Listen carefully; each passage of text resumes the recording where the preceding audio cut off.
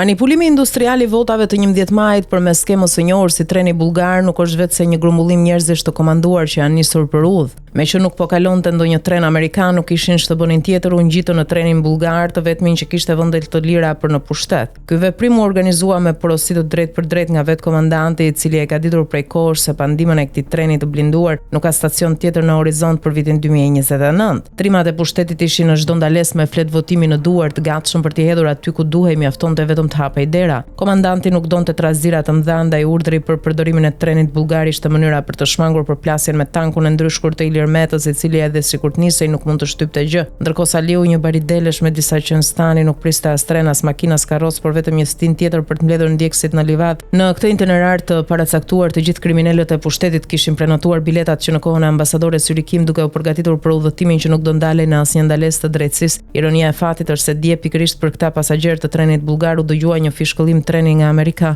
Ambasada amerikane publikoi një fashikull për udhëtime kolektive drejt së nesërmes, duke theksuar përmes deklaratës së sekretarit Rubio se SBA është e vendosur për t'i dhënë fund emigracionit paligjshëm dhe për të ruajtur sigurinë kombëtare. Standardet e reja për aplikantët për viza dhe zonat e mbrojtura përgjatë kufirit jugor janë shembuj të këtij përkushtimi, por ata që kanë udhëtuar me kohë me trenin amerikan kanë kaluar kufirin me pasuri në duar, nga Vlla Olsi deri te Fatmiri I fishekëve të Gërdecit, vilat dhe bizneset e të gjithëve janë në SBA. Mafiozët shqiptar kanë përdorur emigracionin e paligjshëm jo si mjet shpëtimi, por si rrugë për të legalizuar pasurinë dhe për të ndërtuar perandori financiare jashtë vendit. Në këtë skemë udhëtimesh të dirigjuara, opozita duket më shumë si një tufë e harruar në Livad, që nuk pret as tren amerikan as bullgare as kinez, thjesht stërkatet aty ku mundet duke kërkuar hije në ndonjë parcel të pushtetarëve, të cilët biletat I kanë gjithmonë në xhep dhe nuk ngurojnë të hidhen në trenin që garanton stacionin e pushtetit pa pyetur nga vjen apo kush e komandon.